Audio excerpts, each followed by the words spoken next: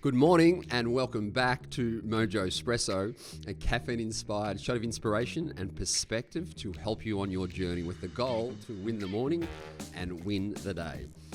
Firstly, thanks for joining us last month where we unpacked the theme of play, and hopefully you now know counterintuitively just how powerful being playful is to finding more energy and meaning in our lives right now. Okay, so to this month's theme, which is the hero's journey. And it might just be one of the most important themes we'll ever cover off on Mojospresso, because it's one of the most powerful frameworks to help us all navigate this crazy thing called life right now. But it's unfortunately not a subject that we get taught about at school. And it bloody well needs to be, because here's the thing. There's 3 chapters in the hero's journey that we all got to move through. But because we don't know this, for many of us, we actually haven't moved past chapter 1, which is effectively all about us, self, creating this somewhat entitled generation, this cult of self who believe we're the center of our own universe. And we don't understand the incredible life lessons we learn when we get into chapter 2, that life is difficult, but once we accept that life is difficult, life is no longer that difficult. And we also learn that our greatest growth comes from our darkest times. And then when we get out of chapter 2 and into chapter 3, we realize that life's not actually about you, but rather the impact you can have on someone else's life. And that's ultimately in chapter 3 where we find our bliss. Now, unfortunately, there's no such thing as human being school where you can learn to be a human, where you can learn to separate what we do from who we are, right? To be a human being first and a human doing second. Okay, so what is the hero's journey? Well, it's a storytelling framework created by Joseph Campbell, a mythologist, to help us understand the stages of life that we all need to move through. And it's based on 3 chapters, and understanding them not only helps us deal with adversity like pandemics, but also helps us understand some of the realities and uncertainties of life that we may not be accepting today, and therefore we're getting distracted in the worst possible way. As an example, so many leaders today still operate in chapter 1 where they think leadership is all about them. And because they haven't got into chapter 3, they don't actually realize that leadership has got nothing to do with them, but rather the impact they can have on someone else's life, to serve them, to care about them, to create an environment to help others realize their potential. But it's also the same with kids. If kids don't learn that there's more to life than chapter 1, this focusing on ourself, we only encourage this cult of self, generation where we become self-obsessed and self-absorbed, and we don't learn the brutal facts of our own reality. That while life is difficult, there is a way through it. And that's where the growth lies, to turn adversity into possibility. Okay, so what are the 3 chapters? Well, chapter 1 is called Separation, where the hero separates from their normal surroundings and goes on an adventure, which might be school or work or new relationships or dreams. This stage is all about me. I'm focusing on myself. And while it's somewhat selfish because it's about achievement to make us feel significant, it's also about being curious to see what our strengths and passions are. So it's an essential step, but it's mainly all about me. Chapter 2 is called The Initiation, where shit gets real and the hero goes through challenges and crucible moments. And we got to get out of our comfort zone to overcome adversity in order to grow. And usually this is with the help of a guide or a mentor. It's in this chapter where we have these crucible moments, these life-altering moments, which might be a pandemic, and they're laced with meaning, and we got to make sense of them because they're either going to hold us back in that kind of post-traumatic stress, or they can project us forward, post-traumatic growth. We're either buried or we're planted. So we got to make sense of the struggles and internal self-doubt in order to get into chapter 3. And in chapter 3 is called The Return. This is where the hero returns home, kind of transformed, and shares their wisdom and learnings to inspire others, to contribute to someone else's journey. In chapter 3, we move from I to we and gain a sense of contribution and fulfillment and meaning. And while on one lens, the hero's journey could apply to our whole life, it could also simply be a continuous cycle of mini hero journeys based on all the different things going on in our life right now. So I might be in chapter 2 in my professional life, but chapter 3 in my personal life, And that's okay if these mini hero journeys, we're in different cycles because we're applying learnings from one part of our life into another. Okay, as a storytelling framework, the hero's journey is not only incredibly popular with psychologists, but also Hollywood movies, because we relate to the characters and can see ourselves in their hopes and their dreams and their mistakes and their falls and hopefully their hard-fought victories as well. Life demands a heroic response, and the hero's journey can actually show us how. To go out into the world in chapter 1, to dealing with adversity in chapter 2, to finding meaning in chapter 3. So our hero's journey is actually no different from Harry Potter's or Katniss Evergreen's or Frodo's or Luke Skywalker's. We just have different versions of Death Eaters and Orcs and Stormtroopers.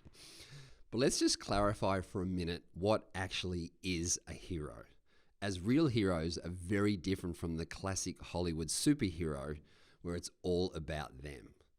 Joseph Campbell once said, "A hero is someone who has given his or her life to something bigger than oneself."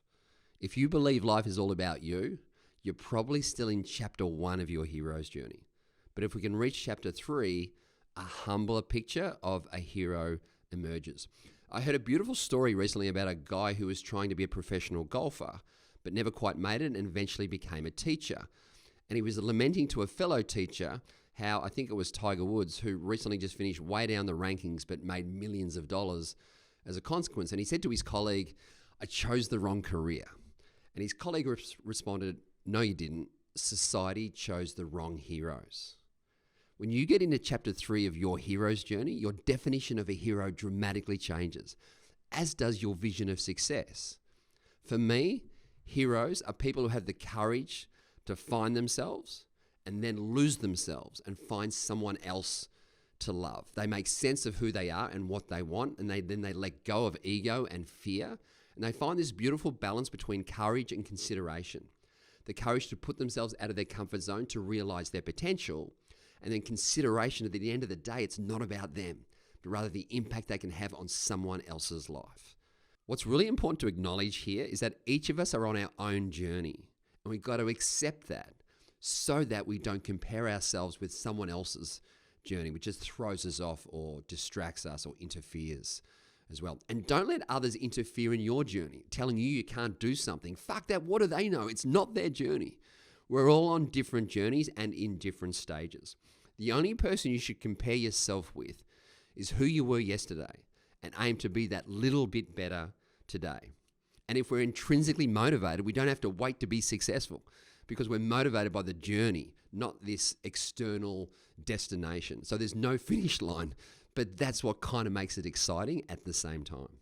Now, a key principle of the hero's journey is we can't do it alone. When Joseph Campbell created the hero's journey, he spelled out that to get through chapter 2, we need a guide, we need a team, we need an advisory board. So the question is, who is your guide? Yeah, who is on your team? Just like Harry had Dumbledore as a guide and Hermione and Ron as his mates, or Frodo had Gandalf and then the Fellowship who said, we've got your back. We all need mentors and mates and teammates to help get us through. So get rid of this bullshit alpha male loner mentality and make your life one big giant cafe latte of mentors and mates with coffee and curiosity to seek the answers and help get you through. We literally built the Mojo app and mindset course to be that quasi guide, to give you at least one mentor in your life to stay close to you along the way.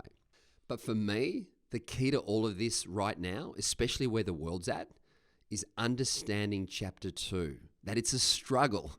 And these crucible moments, these times when life sucks, is actually a normal part of life, almost a necessary part of life, because it's where we do our most growing and learning. And it's when we realize it's not what happens to us that's important, it's how we respond to what's happening to us. So there's only ever the response from whatever shit life throws our way. And it's where we turn adversity into possibility, or cortisol into dopamine, where humility and curiosity and dialing up our core values become our superpowers to get through all the different chapter 2s we're going through right now, which might be losing a job or losing a loved one, losing a home, a career change, a divorce, or a health scare. Chapter 2 is where we understand that life is difficult, and we either accept that or we suffer. And just so you know, passing through chapter 2 into chapter 3 isn't something that we conquer once. We're human, right? So we're imperfect. So we'll often go backwards and need to tread back over old ground in order to move forward again. Yeah, we're human. And this is where I think we need to be honest with each other and be honest with our kids, because we haven't been honest for quite a while.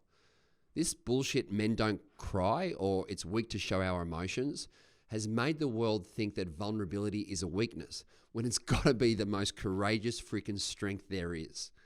We have a duty to share our authentic stories with those who look up to us, to help others realize it's not like everyone else has their shit together and I'm the only one struggling here. The goal is to share our hero's journey, not for others to feel sorry for us, but to pass on our wisdom and to normalize that shit happens, but there is a way through. Because here's the thing, the outside world doesn't want you to know the realities of chapter 2. The advertising world just wants you to buy their product instead. Or your social world just distorts your reality with highlight reels. And the media world just wants you to be passively outraged rather than proactively kind to someone else. The brutal fact of our reality is life is not perfect and we don't have everything we want. And the hero's journey isn't easy, it's just necessary. But on the other side of it is beautiful. But we sometimes forget that the journey is part of the struggle. One of the most powerful ways to move through chapter 2 into chapter 3 is to quite simply redefine what success is and focus on an inner scorecard which you control rather than an external one that you don't.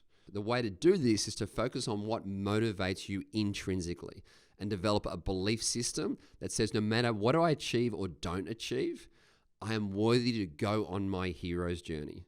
And the fact that I'm still on it, that I'm persevering, is in itself success. That I'm deciding to be in the arena with my face marred by dust and blood and sweat.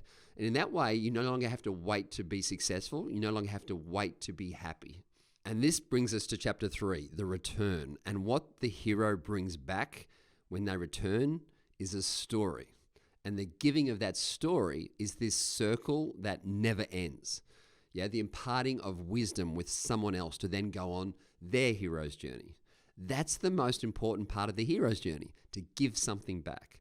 And that's the ultimate goal, to get into chapter 3, where we realize why we do what we do and we move from I to we.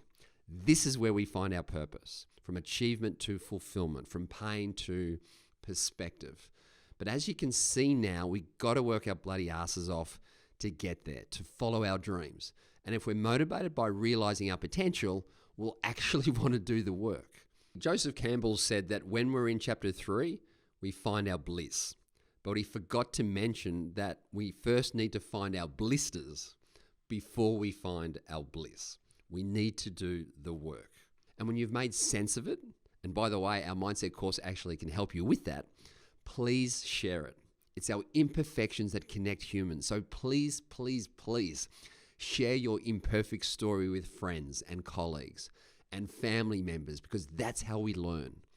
As the great Deepak Chopra once said, when you speak to somebody at the level of their mind, you will speak to their mind. If you speak from your heart, you will speak to their heart. But if you speak through your life story, you will change lives. So cheers to going on your hero's journey. Maybe ask yourself, where am I currently at on the various hero's journeys of my life? And until next time, I will love you and leave you and see you on the other side in the soup.